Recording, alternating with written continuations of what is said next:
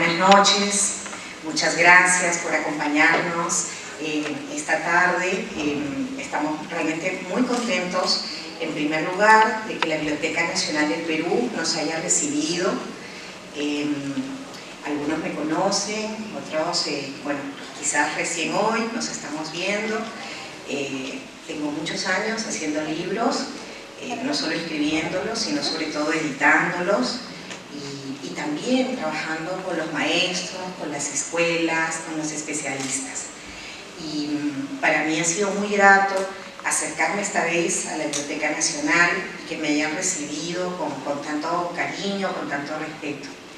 Creo que además esta es una ocasión especial, o va a ser una ocasión doblemente especial cuando recibamos también a Adolfo, porque en primer lugar, pues Fanuel es una persona que tiene también mucha experiencia en este campo, y no solo experiencia, sino que además ha sido uno de los pioneros en el estudio de la literatura infantil, juvenil, desde la teoría y no solo desde la promoción de la lectura. Es también un editor reconocido, un investigador que ha estado asociado probablemente a las instituciones del libro infantil y juvenil más importantes de América Latina, pero también es un gran amigo y por eso estoy muy contenta que en cuanto él sabe que viene a Perú, pues nos contacte y nos diga siempre pues, que está disponible para lo que podamos nosotros soñar. Y esta vez ha sido una experiencia muy cortita porque él viene invitado por el Fondo de Cultura Económica para la primera FIDIG en nuestro país, un evento que inicia mañana, se inaugura al mediodía en el IPNA de Miraflores, que está en Angamos con Arequipa, y desde ya pues están todos invitados también a ir a ver a Fanuel, que mañana presenta un libro además muy particular, un libro dedicado a la no ficción, y que se va a presentar a las 6 de la tarde en el auditorio principal del peruano norteamericano. Así que, bueno, están invitados también. Este encuentro tampoco hubiera sido posible si no hubiéramos contado con aliados que ya nos vienen apoyando hace un buen tiempo, como Idiomas de la Universidad Ricardo Palma. Y de hecho voy a ceder un momento la palabra a la directora del Centro de Idiomas de la Universidad Ricardo Palma, que nos acompaña esta noche. Por favor.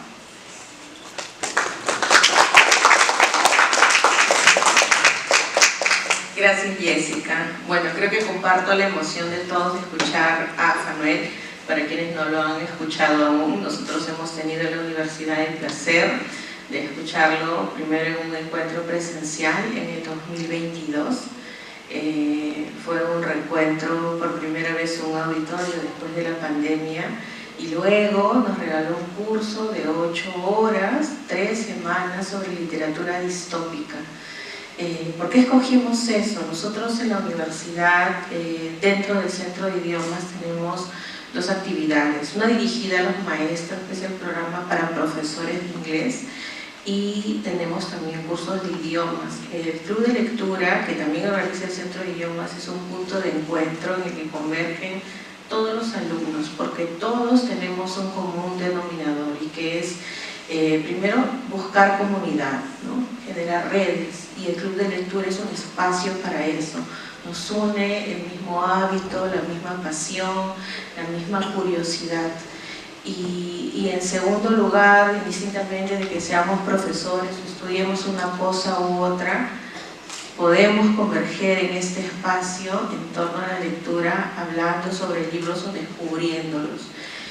Jessica nos ha acompañado en el club desde el año pasado. Antes de eso hemos tenido a Juan Manuel, y con intervalos en los que ha participado Fanuel.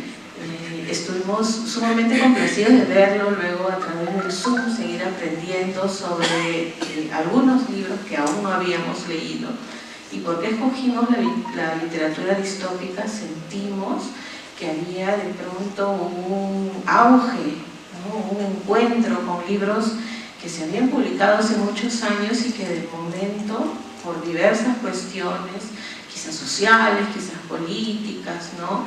La inestabilidad que a veces se ha sentido ha llamado la atención de los jóvenes y se ha convertido en un espacio en el que ellos se han reencontrado, ¿no? Descubriendo estas historias y de repente no solamente los libros, porque también abordó la distopía a través de las películas, ¿no? Tal es la diversidad y el manejo no solamente teórico, sino también apasionado de Fanuel, y nosotros no queríamos dejar pasar la oportunidad, aunque sea un ratito pequeñito en los cortos días que él tiene en el Perú, de poder escucharlo. Entonces no quisiera dilatarlo más. Le agradezco a Jessica y a la Biblioteca Nacional por habernos permitido encontrarnos acá.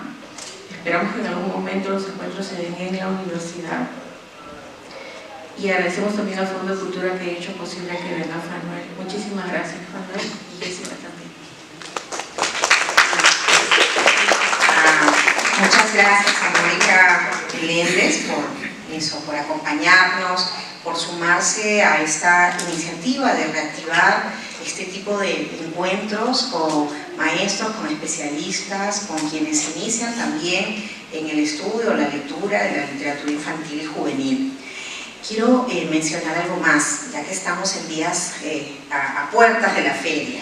Fanuel Hanan Díaz nos acompañó en la escritura de un prólogo, una introducción a esta edición de Delirio, que es Cuentos de Mama Oca, que inauguró la línea de traducciones que tenemos en la editorial y que hoy ya cuenta con un segundo volumen, que es Fábulas de La Fontaine.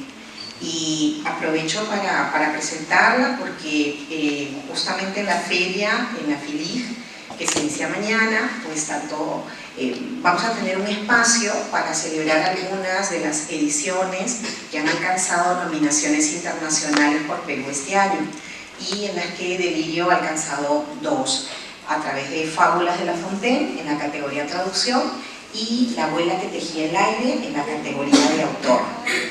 Y lo último, la última propaganda, perdónenme, pero Adolfo Córdoba también acaba de ser editado por Delirio con Honchu, el niño Dios Maíz, un hermoso poema narrativo que pueden encontrar desde mañana en la feria y además que presentamos mañana a las 5 de la tarde con Adolfo en el ICNA.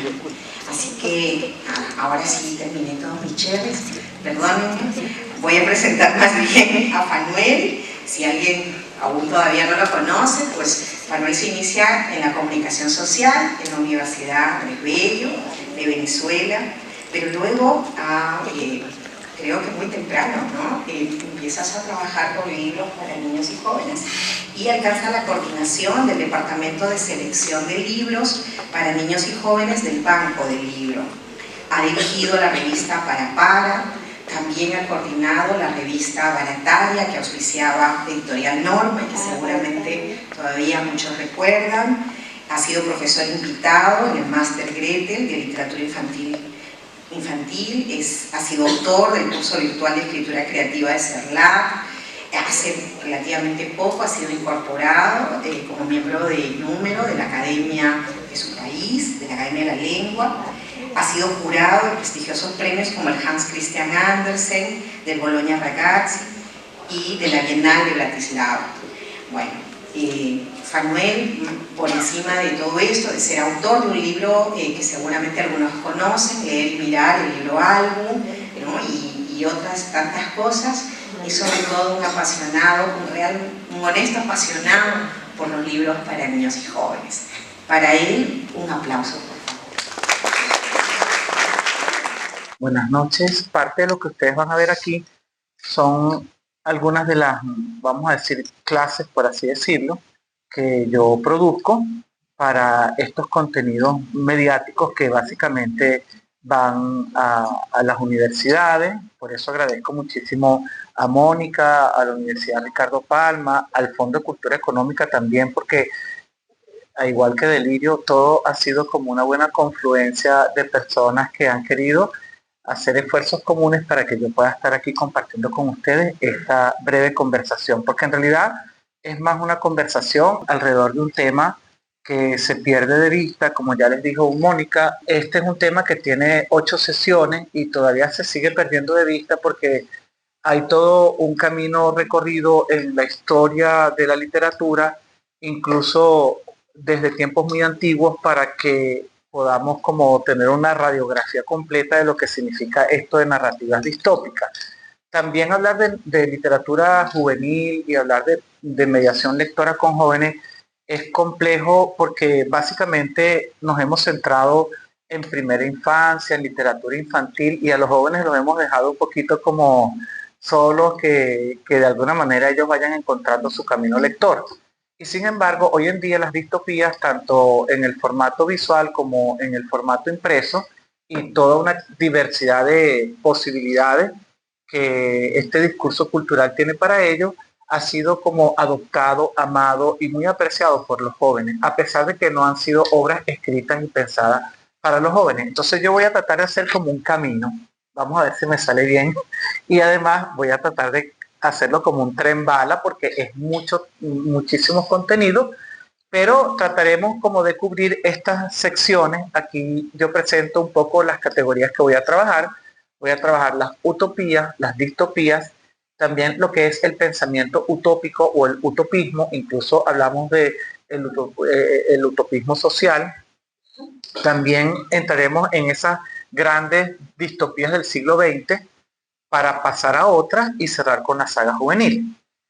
Entonces, lo primero es que me gustaría hablar de los antecedentes, porque cuando hablamos de distopía tenemos que ir un poco a los orígenes y no quisiera remontarme tan lejos. Lo más lejos que me puedo remontar es a la República de Platón. Este libro tiene como título Peripoliteia y es un libro que habla o define como ese estado o esa ciudad-estado ideal, que a su juicio debe estar regido por filósofos, y además de eso son muy, vamos a decir, como estratificados, una sociedad estratificada que tiene 3 grandes componentes. Estos filósofos que se encargan de legislar, luego habla de los trabajadores, artesanos, campesinos y los guerreros. Esa sería como la división por clase. La mujer siempre parece bastante invisible aquí. Aristófanes tiene una comedia más o menos por esta época en el que habla de un país donde las mujeres son las que gobiernan. También está el mito de las Amazonas, pero en casi todas las utopías las mujeres aparecen como un poco relegadas en el tema del poder. Luego, no hay posesión de riquezas, y además de eso, este hecho de que no haya propiedad privada va a definir muchas otras utopías y distopías. La propiedad privada es un elemento fundamental, la tecnología, también la superioridad racial, también algunas instituciones como la religión, el matrimonio, incluso el adulterio, aparecen de muchas formas tocadas en las distintas utopías. La utopía realmente se refiere como a una sociedad ideal donde un escritor o filósofo trata de plantear y proyectar un mundo como él lo concibe ideal. Y estos son todos ensayos filosóficos, aunque sean obras de ficción, que plantean en el mundo de las ideas lo que yo pienso acerca de la economía, yo pienso acerca de las relaciones humanas, pienso acerca del manejo del poder y el mejor sistema de gobierno, etcétera, etcétera. Luego también hay un elemento interesante que tiene que ver mucho con la raza, y esto un poco con la higiene racial, que es una teoría más nazista, la eugénesis, es decir, esas razas superiores que están en las sociedades. Y esto lleva al control de las taras que son parte de estas deformaciones raciales, o que haya estratos sociales de razas superiores y razas no superiores. Y para él se plantea justamente en esta sociedad ideal que cada uno haga lo que tiene que hacer. ¿Qué quiere decir con esto? Que cada uno se ocupe de su trabajo y no salte al trabajo o al nivel en el que podría no corresponderle. Por tanto, hay como que una fuerte presión social para que te mantengas en tu estatus, en tu oficio y en esa condición para la que has sido preparado. Luego Hay mitos que arrancan también en la antigüedad clásica, como el mito de la Edad Dorada, Aetas Aurea, la Arcadia, ese lugar bucólico donde existe miel, leche, donde los rebaños pastan apaciblemente.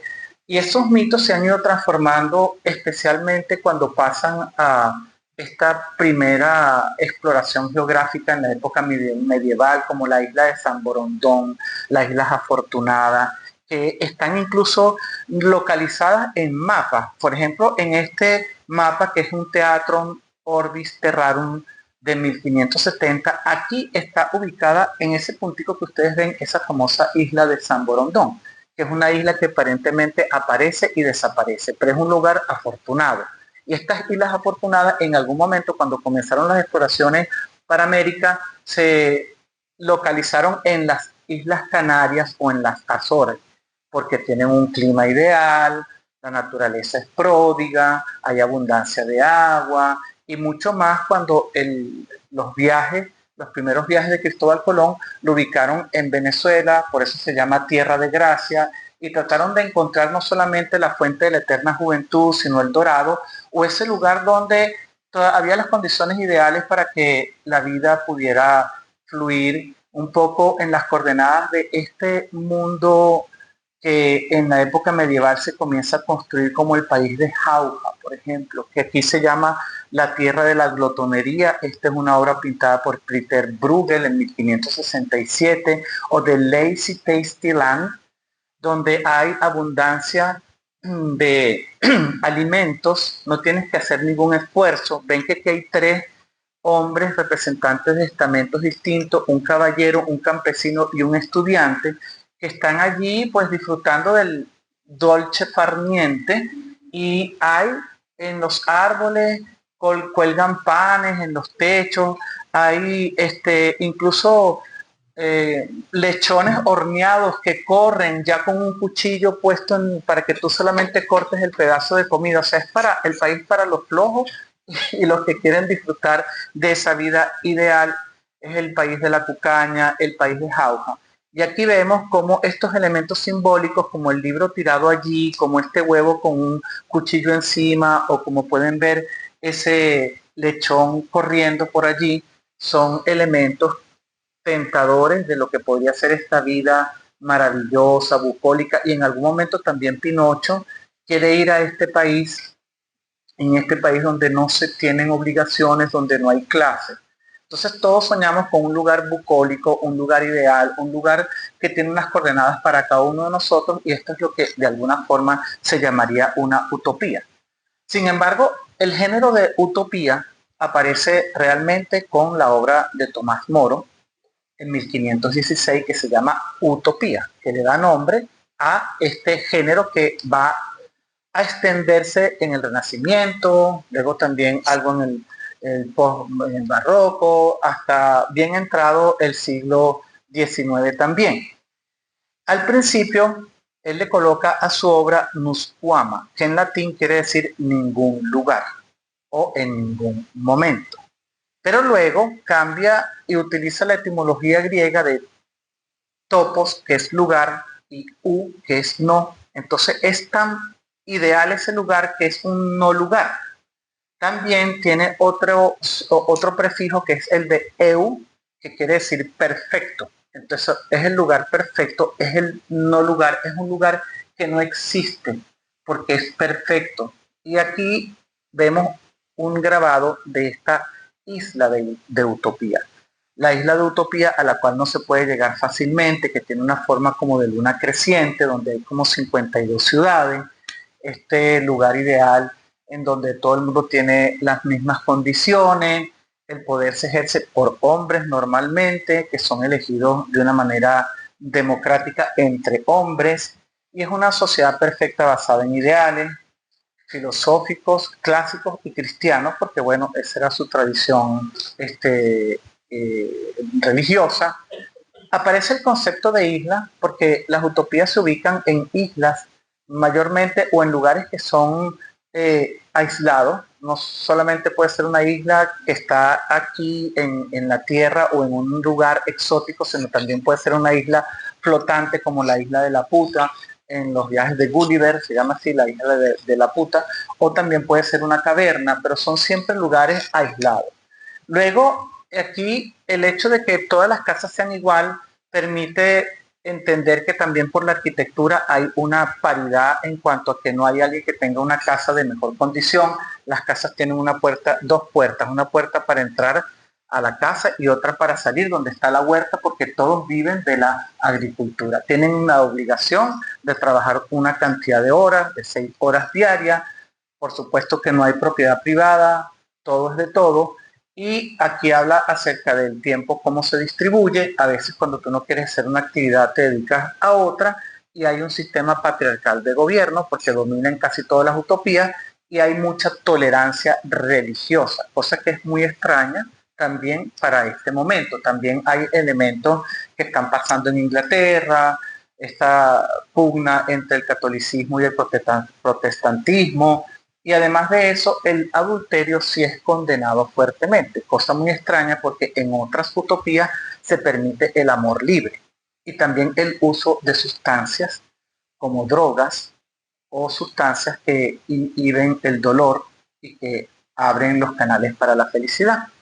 Luego tenemos en 1726, hay muchos libros que están considerados en la historia de la literatura como utópicos. Este caso son los viajes de Gulliver en diferentes remotas islas, así se llama exactamente el título, Viaje a varias naciones remotas del mundo en 4 partes, por Lemuel Gulliver, primer cirujano y luego capitán de varios barcos.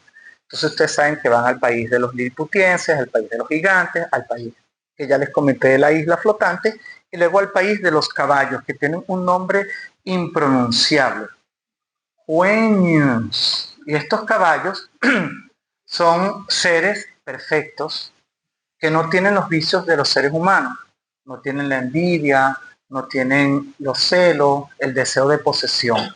Y los humanos que están allí en este mismo país son los Yahoos. Recuerden, el buscador este que se llama Yahoo recibe el nombre por cómo estos caballos, todos excelsos y perfectos, llaman a los seres humanos que son bajos, que son deformes y que son seres viles con vicios. Vicios de posesión, de asesinato, de muerte y toda una cantidad de aspectos que los hacen repudiables.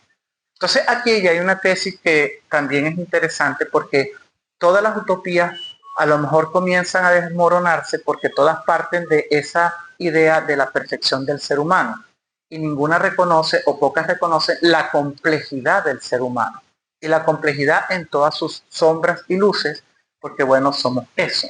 Posteriormente tenemos La máquina del tiempo de Wells, que es muy interesante porque el viaje en el tiempo hace que este doctor Wells, que ha logrado de manera oculta construir una máquina y viajar en el tiempo, llega muchos eones después a una sociedad donde no existe los libros, no existe el conocimiento, no existe la religión.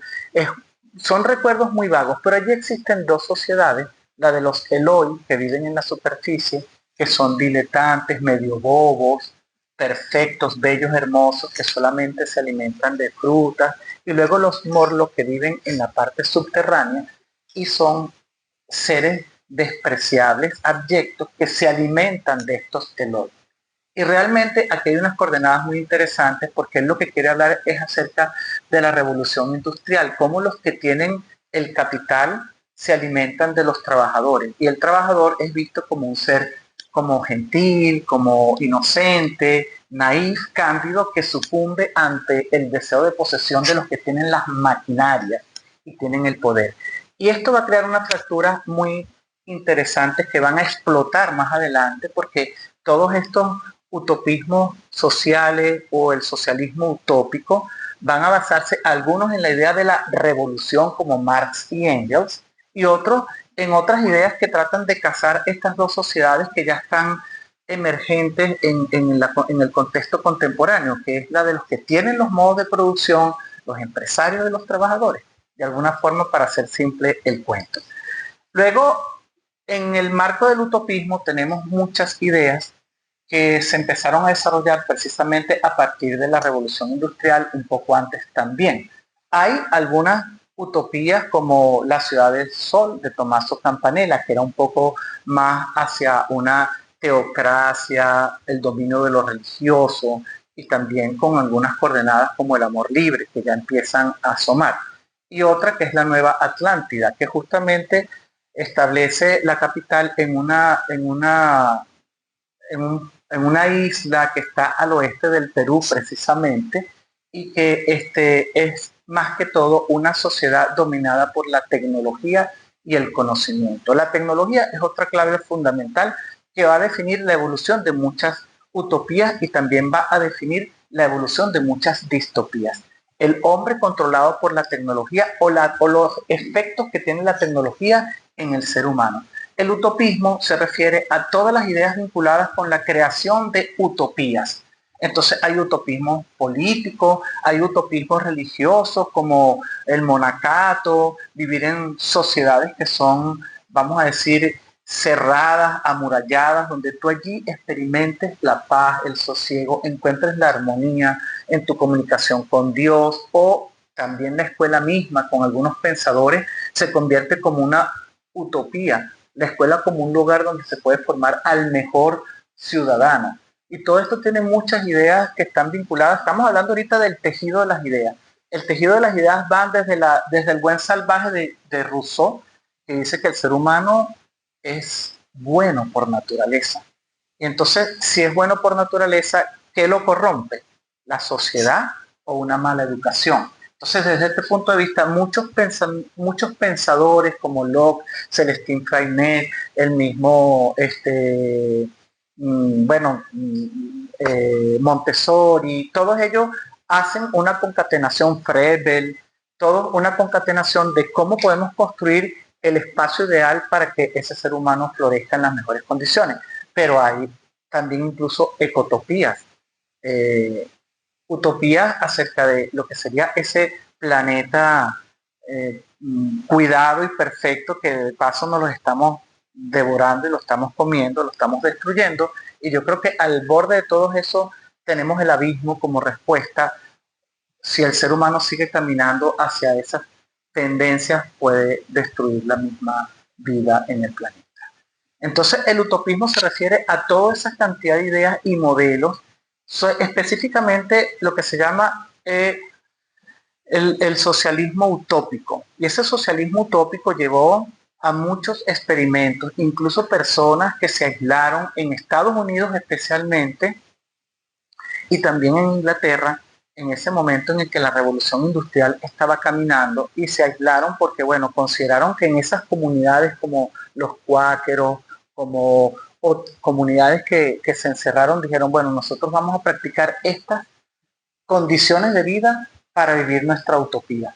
Incluso granjas que se crearon, todas fracasaron porque en el fin fueron estrepitosas, pretendían vivir alejados de la tecnología o compartiendo todo y todo es de todo, y creo que ahí es donde fallan como que los cálculos, porque de alguna forma el ser humano tiene unos instintos que son también, vamos a decir, sombríos, e impiden como que compartir con la generosidad plena, el amor libre, el manejo del poder, de la violencia, etc.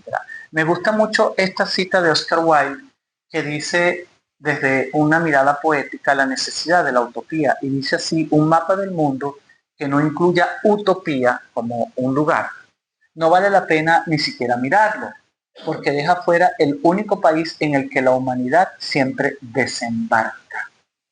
Todos soñamos siempre en ese lugar ideal, en ese momento ideal, en esa sociedad ideal. Y cuando la humanidad desembarca allí, mira hacia afuera y viendo un país mejor, zarpa. El progreso es la realización de las utopías. Cuando tú piensas en un mundo mejor, bueno, incluso todos los avances científicos, incluso en medicina, son para de alguna forma conseguir un bienestar que hoy en día lo podemos cuestionar porque muchas veces está en las sociedades que tienen mayor dinero para lograrlo. Y hay muchos experimentos que se están logrando para prolongar la vida, otros para la manipulación genética, otros para esos sueños de tratar de fabricar tu bebé a la medida y toda una cantidad de adelantos científicos, muchos de los cuales desconocemos, pero que están sumergidos en esa idea de una sociedad perfecta. Entonces lo perfectible también es parte de lo que es la construcción de la utopía. Queremos sociedades perfectas con seres humanos perfectos. De hecho, todo lo que es la higiene de la raza y la eugénesis parte de esa idea que luego retomó Hitler con la raza aria, que incluso le pagaban a las mujeres porque fuesen vientres fecundos y que se emparejaran con los oficiales de la SS solamente para tener hijos. Y también incluso desde la época clásica los hijos maltrechos eran arrojados en sociedades como Troya. Es decir, siempre existe como eso de la sociedad hecha por hombres y mujeres perfectas en tamaño, en colores de ojos, en colores de piel, en capacidades pulmonares, en musculatura y toda una cantidad de aspectos. Entonces, la utopía está en la base de eso que podría ser el lugar perfecto, el lugar bueno, el lugar que deseamos. Y estas construcciones marcan cuáles son esas condiciones, como yo estoy diciendo, en el manejo del poder, en las relaciones entre las personas, en la propiedad privada, en el tipo de economía que se tiene, en el hecho de estar intramuros protegidos de influencias externas y toda una cantidad de aspectos. Cada uno ideó su, vamos a decir, su utopía a su manera. La Nueva Atlántida de Francis Bacon, Tommaso Campanella con la Ciudad del Sol y Tomás Moro con Utopía. Pero a nosotros nos interesa hablar de las distopías porque es un género que se ha aclimatado muy bien al lector joven. Y siempre valdría hacerse la pregunta, ¿por qué los jóvenes se han sentido tan vinculados con las distopías? Yo pudiera adelantar ahorita una tesis que quizás ha estado en el terreno sumergido de las ideas de por qué los jóvenes aman las distopías, y básicamente es porque tienen una gran preocupación por el mundo que van a recibir. Nosotros los adultos ya hemos vuelto este mundo un desastre y le estamos dejando a ellos una herencia bastante hipotecada.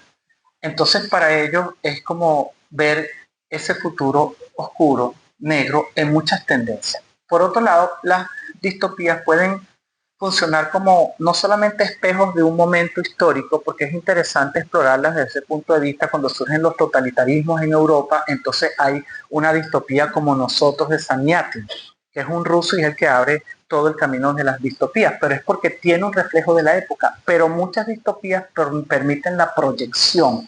Es decir, si seguimos con esta tendencia, en unos años nos va a pasar esta desgracia. Pero también hay una idea muy sólida en que utopía y distopía están como parte de un solo concepto. Entonces, la distopía, por lo contrario a la utopía, es un lugar, como lo podemos ver en esta imagen, es un lugar inhóspito, deshabitado, destruido, ya contaminado. Tenemos muchas películas donde este escenario es bastante común, y también muchas obras literarias como The Road, La Ruta, en los que ya el ser humano se está comiendo unos a otros. Y de hecho, todas estas series de zombies, aunque tienen un tronco vinculado en algunos casos con el vudú, en otras ya es porque son mundos distópicos donde incluso ya no hay comida y los seres humanos nos estamos comiendo unos a otros, como Soylent Green, que es una película buenísima y que habla acerca de este hecho de que ya no hay comida suficiente para tantos que somos en la humanidad.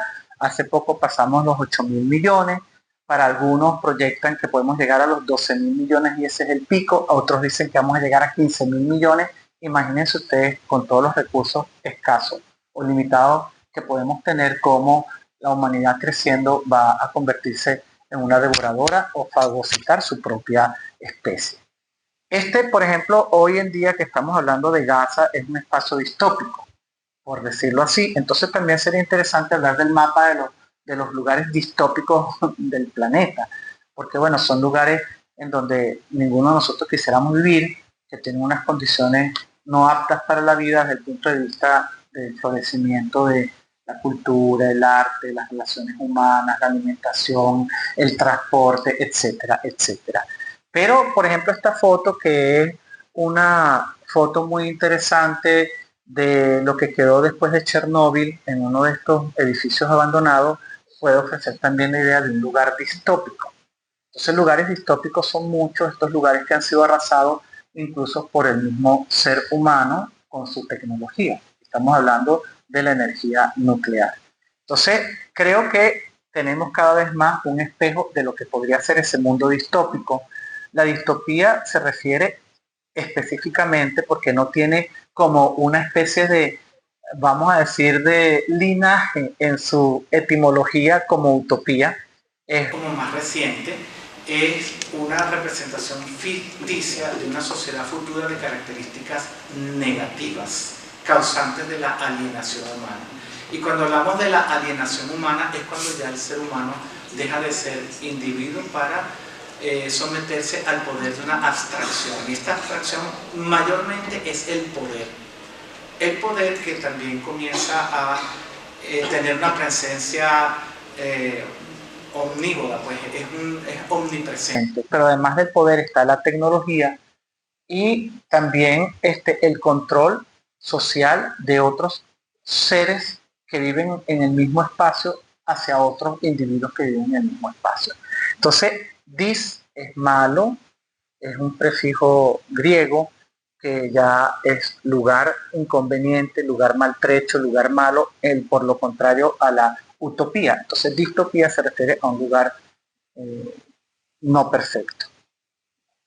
Úrsula K. Le Guin, que creo que es una de las grandes escritoras de ciencia ficción y también de escritura distópica, ella habla de una manera muy interesante de esa idea que le estaba diciendo, que Margaret Atwood denomina como con un término que es la ustopía. Entonces tenemos la utopía, la distopía y la ustopía.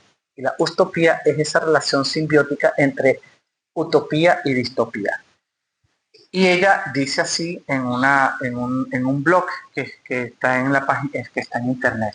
Toda utopía posterior a utopía, o sea, esta que está en mayúscula es la de Tomás Moro, ha sido de forma clara u oscura, real o posiblemente, a juicio del autor o del lector, un lugar bueno y malo a la vez. Toda utopía contiene una distopía, toda distopía contiene una utopía. En el símbolo del Yang Yin, cada mitad contiene una parte de la otra, lo que significa su completa interdependencia y continua intermutabilidad. Es decir, que si lo ves desde un punto de vista, una utopía también tiene rasgos que son muy, vamos a decir, no apetecibles, y una distopía reflexiona sobre posibilidades esperanzadoras. Entonces yo creo que la esperanza también es otra palabra clave para los jóvenes, entender cómo pueden concebir la esperanza viendo en un mundo de ficción las posibilidades de resquebrajamiento de ese mundo que hoy tienen la posibilidad de vivir o que próximamente tengan la posibilidad de vivir. Úrsula K. Le Guin tiene un libro que se llama Aquellos que se alejan de Ómelas. Y este es un cuento de unas 5 paginitas que lo pueden conseguir también en internet y que habla acerca de esta sociedad como un poco en el interior de Estados Unidos, como decir, como en el Estados Unidos, en la América profunda, en una sociedad bucólica, campesina, donde hacen celebraciones, justamente están en el momento de una celebración, y ella habla de ciertas coordenadas, como por ejemplo lo del amor libre, habla también del uso de sustancias, pero que la felicidad se sostiene por otras cosas, y cuando ya vemos cómo se sostiene esa felicidad, ella habla de que en un sótano está un niño, que no sabemos si es niño o niña, un ser que está allí en un cuarto inmundo, asfixiante, que vive en sus propios excrementos y que todos los habitantes de Ómelas van a verlo en algún momento de su vida. Van a verlo porque saben que de esa desgracia, de ese ser que está allí, depende su felicidad. Entonces es como esa contraposición, que en un mundo perfecto siempre hay seres que causan esa felicidad de esas personas que están en una capa como un poco viviendo aristocráticamente o de una manera muy feliz.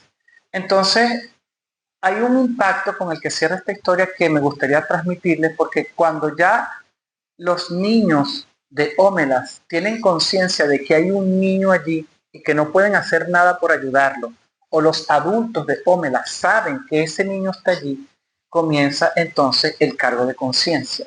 ¿Y qué pasa cuando ya tienes instalado ese cargo de conciencia? Leamos brevemente lo que dice el cierre de esta historia.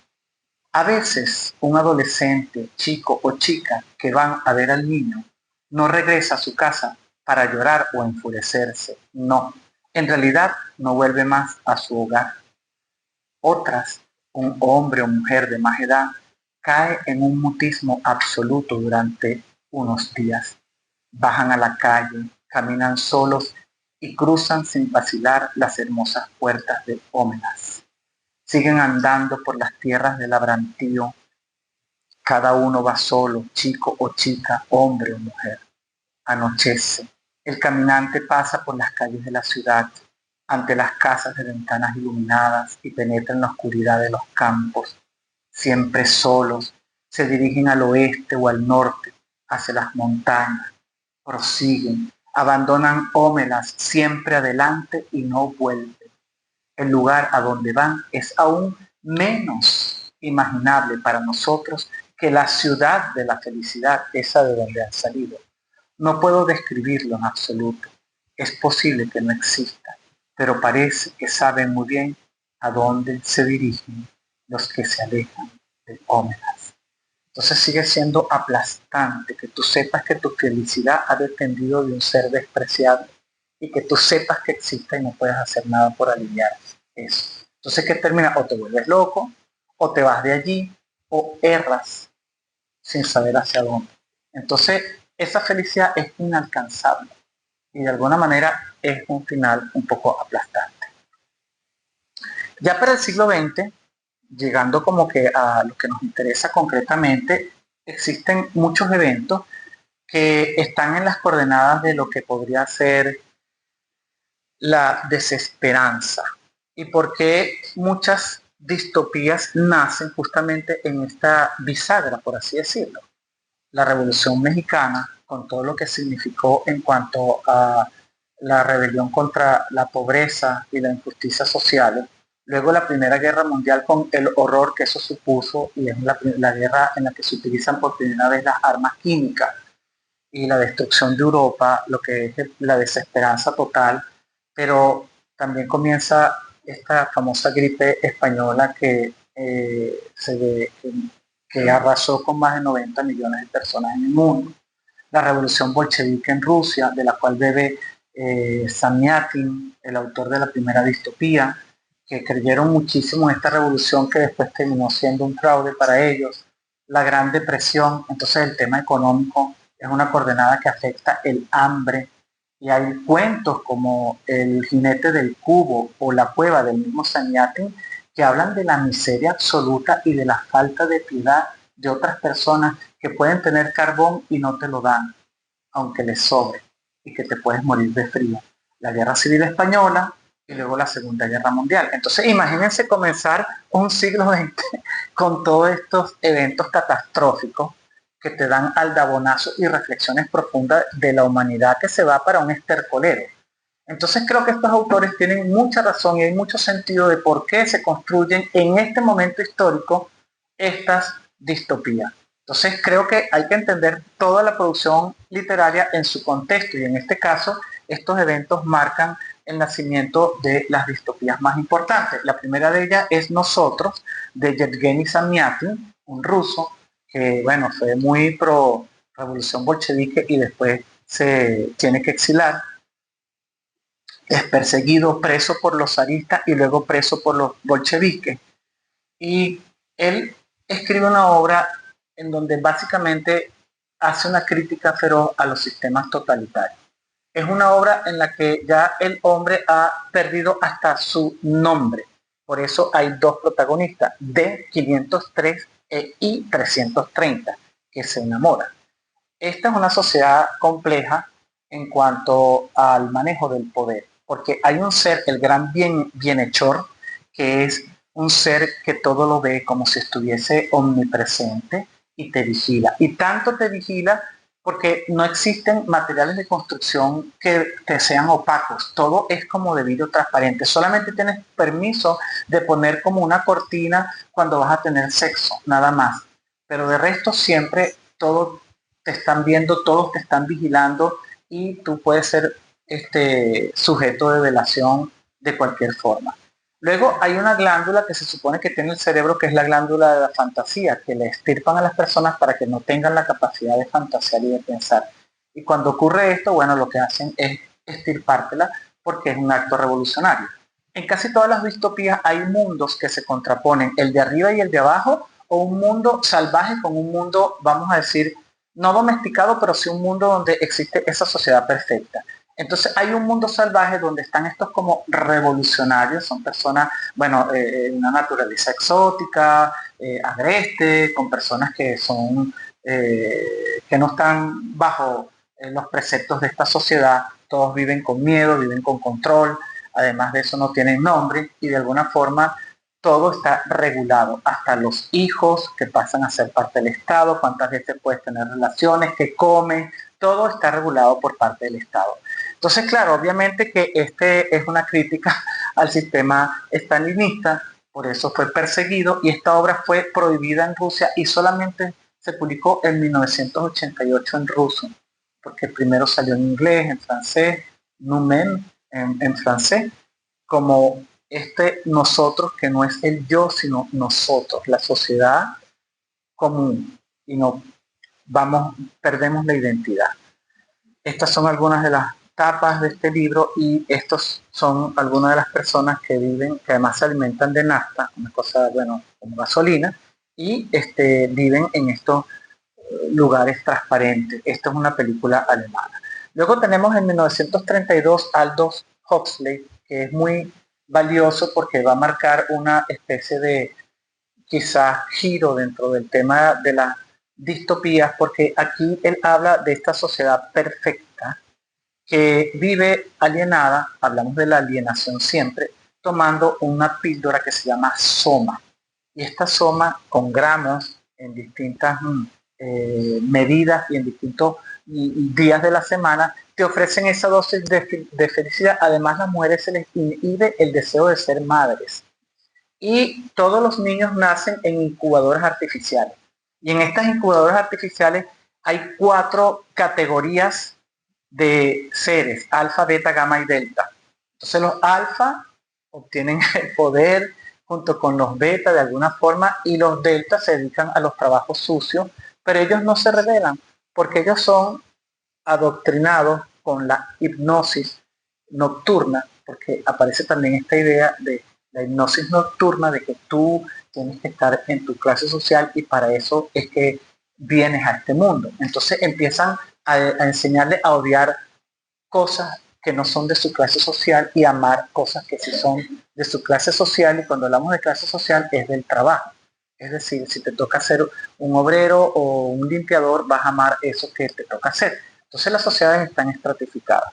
Hay un protagonista, Bernard Marx, que de paso se llama Marx, que es un hombre que tiene como una especie de como Divergente. Si han visto la saga Divergente, que como tiene un defecto porque en su gestación unas gotas de alcohol le permitieron como interrumpir parte de lo que sería su convicción y comienza a explorar y a rebelarse un poco contra este poder instituido.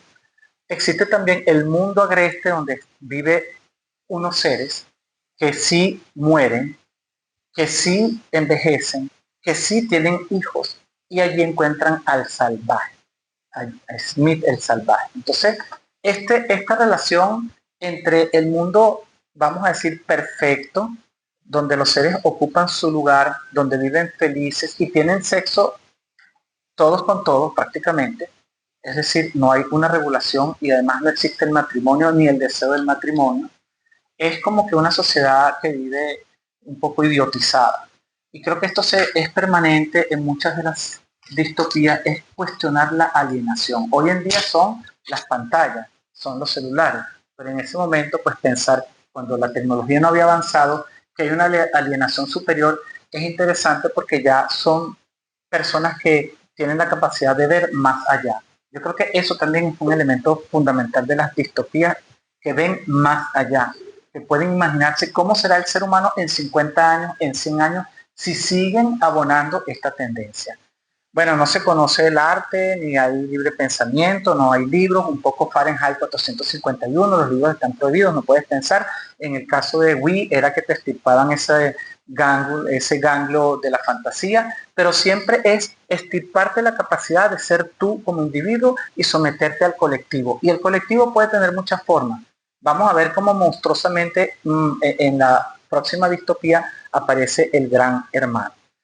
Entonces, justamente aquí vemos cómo este pequeño feto que va creciendo pero que tiene forma de píldora habla acerca de eso, la inhibición de la maternidad, pero también como la fabricación de seres de acuerdo a características particulares, que lo vamos también a ver hasta en películas más recientes. Luego, en 1949, aunque fue escrita en 1948, aparece en 1984, que es quizás la más terrible de todas las distopías de este momento, porque ahí las coordenadas son altamente, bueno, incluso yo diría que tiene mucho que ver con estos totalitarismos que se están imponiendo ahorita en este momento histórico.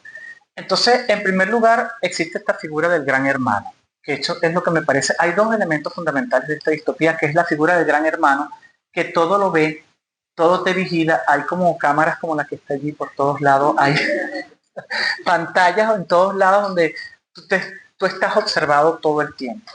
Y además de eso, hay algo muy interesante que los que hemos vivido en sistemas totalitarios lo podemos entender, que es la propaganda y también la neolengua.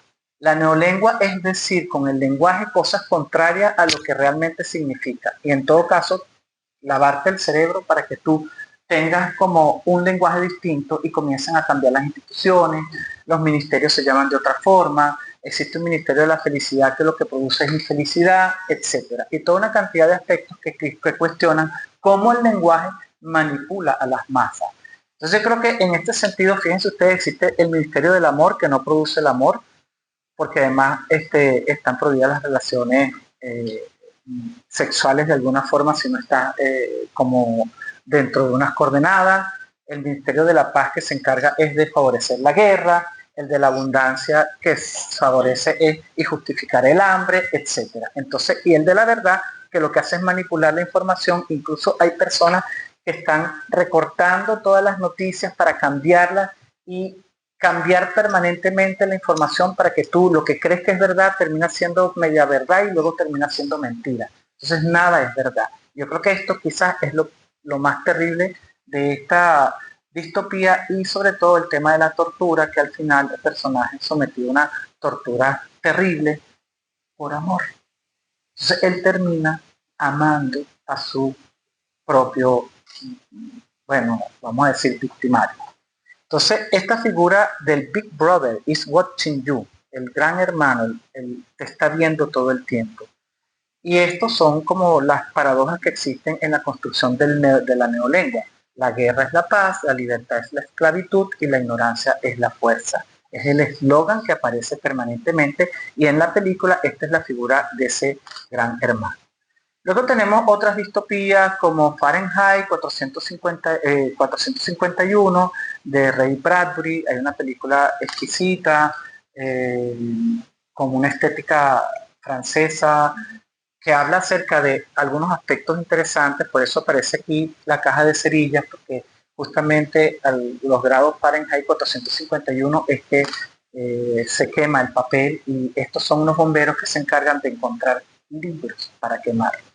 Al final es muy bonito, por lo menos en el caso de la película queda una escena de él huyendo de esa ciudad, de esa utopía, distopía, porque es utopía para los que gobiernan, pero distopía para los que viven allí, y entonces termina yéndose las líneas del ferrocarril a un sitio salvaje, como todas estas mundos ficticios, y donde están seres humanos que son libros. Ah, bueno, yo soy Tom Sawyer, yo soy la Ilíada, yo soy la Odisea, porque se han aprendido de memoria esos libros para no permitir que se olviden.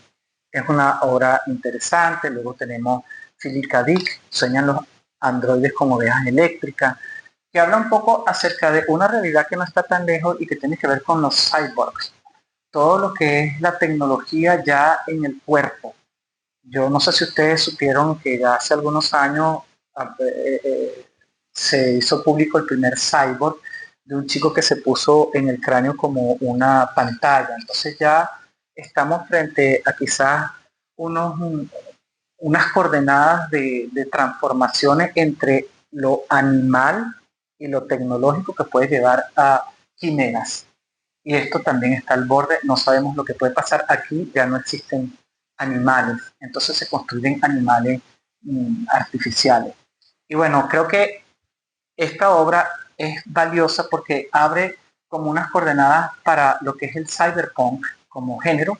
Y de hecho hay una película, esta es la más nueva, pero el Blade Runner clásico es la más hermosa de todas, que estos son androides fabricados por el ser humano tan perfectos que parecen a seres humanos. Estamos hablando de esta tendencia del cyborg, y que son tan perfectos o de alguna forma tienen más humanidad que el ser humano, porque al final es una escena tan hermosa que este androide que puede matar a su perseguidor, que lo quiere matar, lo salva. Entonces tienen más compasión que el ser humano. Es una obra muy interesante y paradójica de eso que es la construcción futura, de dónde está la humanidad, a dónde la depositamos y cuándo la perdemos. Gattaca, este experimento genético, está basado, se llama Gattaca porque tiene las siglas de guanina, adenina, tiamina, todos los componentes de la cadena del ADN, por eso se llama Gattaca. Y es un chico que no nació perfecto y que él quiere ir de viaje al espacio y solamente los perfectos viajan al espacio. Entonces él hace todo lo imposible, incluso se opera para ser un poquito más alto, se rasura todo el tiempo para que en donde él esté no caiga ningún pedazo de célula, ni de ADN, ni de pelo que pueda delatarlo. Entonces un compañero que no puede caminar porque ha sufrido un accidente es el que le da la orina y le da la sangre para que él se haga todos los exámenes, y como ese compañero sí es perfecto, él al final logra burlar todos los sistemas e irse al espacio. Entonces, en realidad es una reflexión sobre la eugenesis, cómo estamos buscando siempre esa perfección, que nosotros a lo mejor no la vemos en términos de experimentos biológicos, aunque sí están sucediendo, pero sí lo vemos, por ejemplo, en los avatares de los celulares. Todos queremos una figura perfecta, nos quitamos el Photoshop, nos quitamos las arrugas, nos ponemos los ojos más grandes, nos cambiamos de nombre, nos cambiamos el color de los ojos. Entonces hay todos unos patrones de lo que sería ese ideal de belleza que hemos construido socialmente, y nadie pareciera estar conforme ni con sus orejas, ni con su nariz, ni con el tamaño de su cuerpo. Entonces todas esas construcciones también derivan en esta posible distopía. El peatón de Ray Bradbury, lo dejo solo como referencia, es un cuento muy interesante, también lo pueden encontrar en internet, y que habla acerca, en ese momento, estamos hablando de 1951, de una sociedad alienada por el televisor. Y nosotros, ¿por qué lo comento? Porque ahorita hablamos de la adicción a las pantallas, y en ese momento dice, mira, en todas las casas lo único que hace la gente es ver televisión. Y hay un escritor medio loco que sale a la calle a tomar aire, a refrescarse, a pensar, y un coche de la policía automático lo agarra y le empieza a preguntar, bueno, ¿por qué hace usted aquí? Bueno, porque estoy paseando. ¿Pero por qué está paseando usted y no está en su casa? Bueno, porque no estoy solo. Bueno, ¿pero por qué no está viendo la televisión? Bueno, porque estoy paseando, yo soy un escritor. Al final lo meten preso porque, bueno, no está viendo televisión. Entonces es muy interesante, eso se lo dejo como referencia y lo pueden encontrar en internet, son cuentos cortos. Hay 3 escenarios distópicos que me parece que a veces uno dice, bueno, creo que estas novelas no tienen mucho sentido porque las coordenadas como que nos hablan de una realidad que está solo en la ficción. Pero por ejemplo, yo voy a hablar de 3 nada más muy brevemente: los totalitarismos, la tecnología y como que la metáfora del enjambre, no de la colmena, sino del enjambre. El enjambre es ese pulular que también va haciendo un efecto sobre la identidad. En cuanto al Big Brother is watching you, yo solamente quiero hablar de una realidad que es muy cercana para nosotros. Estos son los carteles del Big Brother que usted está viendo, ese gran hermano que se extiende todo el tiempo, y vean cómo se transforma en una persona que hoy en día está en el poder. Y en Venezuela se construyeron estos ojos de Chávez, que todo lo miran y todo te ven. Estos ojos de Chávez están en todas partes.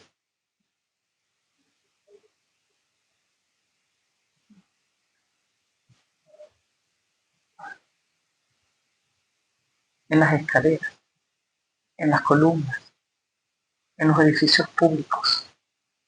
Entonces, cuando hablamos del Big Brother y esa utopía orwelliana, está muy presente hoy en día.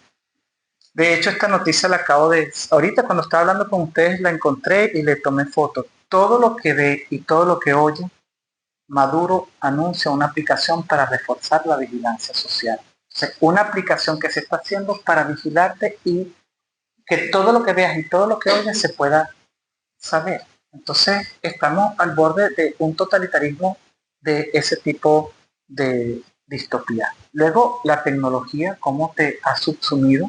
Estamos hablando ahora de la tiranía de los algoritmos y lo que sería la adicción. Pequeña anécdota o pequeña información. Hay una compulsión a ver el celular aunque no suene. Dicen que hay un promedio de hasta 500 veces que tú ves el celular en el día aunque no suene. No te das cuenta, pero lo ves. Y eso es lo que se llama el FOMO, el Fear of Missing Out. Es el miedo a perderte algo. Algo que tú no sabes qué es, pero que está allí en ese celular. Entonces, cuando hablamos de la tecnología, hay muchas aristas, desde la tecnología para la medicina y la manipulación genética. Entonces, ahí también tenemos también esa tecnología para la construcción de la voluntad del ser humano y dominarte y estar omnipresente. No sé si a ustedes les ha pasado que están hablando en su casa y dicen, bueno, yo quiero ir para, no sé, para Marruecos. Y de repente cuando abren el celular, viaja a Marruecos, oferta de no sé qué. O sea, es que incluso algunos CEO de estas compañías le ponen tirro a la pantalla, a la cámara de la computadora. Entonces sí hay una especie de lo que se llama el mundo de la infoxicación por la cantidad de información y también la tiranía de la tecnología. Esta es una serie muy interesante que está en Netflix, que cada capítulo es más avasallante que el otro. Y por último, en esa metáfora del enjambre sería la edición genética. Esta es las siglas de esta edición genética que tiene que ver como con los halógenos de cada uno de los genes, cómo ya se pueden manipular para hacer construcciones. Por ejemplo, en un lado positivo, que sería utopía, es tratar de evitar que tú tengas alguna enfermedad como el cáncer o vengas con algo. Y en otro lado es construir seres perfectos para sociedades ideales. Entonces, bueno, altura, color de ojos, aptitudes, etcétera. Y esto es una noticia apabullante de las últimas semanas que ya China ha construido estos vientres artificiales. Entonces, si usted no quiere tener a su hijo en el vientre, usted viene y lo pone en ese vientre artificial y allí está con las coordenadas, el líquido amniótico y lo que implica temperatura y arrullo y todo lo que necesite para que ese ser se pueda reproducir o pueda desarrollarse, perdón, no reproducir. Entonces, lo que habíamos visto en The Brave New World, o sea, en Un Mundo Feliz, es ya una realidad. Pronto será así. De hecho, algo que a lo mejor es un poco extraño para el que no conoce quizás cómo se organizan los servicios públicos en Colombia, pero los servicios públicos están estratificados. En Colombia se tiene el estrato 5, el estrato 4, el estrato 3, el estrato 2, el estrato 1. Entonces, eso de la estratificación me suena a epsilon, gamma, delta, alfa. O sea, todo eso implica como visiones de lo que sería la estratificación social. Y ya para cerrar, no sé cómo vamos de tiempo, pero tenemos las distopías juveniles. Distopías como los Juegos del Hambre, que hablan de sociedades post-apocalípticas, son ya amadas y muy cercanas a los lectores jóvenes. Y aquí yo entonces vuelvo a hacer la pregunta que hice al comienzo: ¿por qué a los jóvenes les gusta? Son los usuarios ideales de estas sagas. Bueno, en primer lugar porque hay jóvenes protagonistas, en segundo lugar porque se oponen al mundo de los adultos, en tercer lugar porque logran ejercer con naturalidad su ímpetu rebelde contra las sociedades que están estratificadas, siempre con poderes abstractos. Son un colectivo de personas que están en una torre de marfil, o son naves espaciales o naves que están viendo y todo lo están supervisando. Siempre hay un poder abstracto, ¿no? Y en ese caso hay relaciones, por ejemplo, con mitos, en el caso de los Juegos del Hambre, de Teseo y del Minotauro, y otra vez esa idea de los jóvenes que se ofrecen como sacrificio para que la sociedad esté bien. Lo que habíamos dicho de Ómelas, es el sentido del sacrificio. ¿Quiénes se sacrifican para que todos estemos bien? Alguien se sacrifica. Alguien tiene que sufrir o padecer. Luego tenemos Divergente, habla después de la Gran Guerra. Entonces se supone que hay un mundo post-apocalíptico, como Flores, como estos libros que son post-guerra atómica. Y esa teoría de la destrucción a través por las bombas atómicas estuvo en un punto vigente, y era como la destrucción total de la humanidad. Entonces aquí hay 5 facciones diferentes, y hay quien tiene la capacidad de pertenecer no a una sola facción, sino a varias facciones. Entonces es divergente. Y estos divergentes son seres, como les había dicho ya este señor Marx, que tenía como el antídoto contra la sumisión, porque ya él venía distinto. Entonces, nuevamente, los seres humanos somos distintos. Y frente a esa diversidad no hay las posibilidades de construir un mundo igualitario. Entonces, la utopía es algo irrealizable. Incluso los experimentos que se han hecho de esas comunidades aisladas, sean religiosas, sean políticas, sean económicas, todas han terminado fracasando. Luego tenemos los juegos de Ender, también dentro de unas coordenadas futuristas. Hay unas distopías vinculadas con la ciencia ficción, sobre todo los seres extraterrestres que en algún momento vienen. Pocos son como E.T., que son benéficos. La mayoría son los que nos quieren devorar, comer, quitar nuestros recursos. Entonces aquí está un poco planteado esa misma idea de estos insectos que vienen a destruir al ser humano. Y otra como el corredor del laberinto, Maze Runner, que tiene que ver con ese mito griego también del laberinto. Y en todo caso, aquí hay como una especie de sociedad que ejerce una vigilancia y control sobre un grupo de jóvenes que están sometidos a unos experimentos a ver si ellos pueden salir ilesos de la gran quemadura, porque ya, como decir, como la atmósfera ya no es posible para la vida. Entonces, en estos libros se plantean unas coordenadas en las que los jóvenes son protagónicos, pueden ejercer el cambio, tienen un mundo desolado, pero que incluso a veces no saben ni por qué están allí. Entonces son obras que le dicen: tú puedes cambiar, aunque seas joven, aunque conozcas menos, puedes cambiar ese desastre en el que tú has nacido.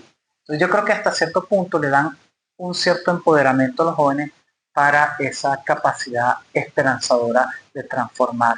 Y hablando un poco también de otros, vamos a decir, discursos culturales, tendríamos los dibujos animados, como esta serie Arcane, que también vuelve a plantear la ciudad de Piltover y la ciudad de Sound, una que es próspera, la otra que vive como en el submundo, y de alguna manera es un sistema político que perpetúa la división social. Tenemos entonces muchos elementos que se repiten: la estratificación social, el manejo del poder, tenemos también la escasez de recursos, el tema de la tecnología que te abruma o que te cambia o te transforma, o cuando la tecnología no la tenemos todo y hay una desigualdad por el uso de la tecnología, la pervivencia de la raza humana, la prolongación de la vida, la salud, la economía, de qué viviremos en un futuro, etc.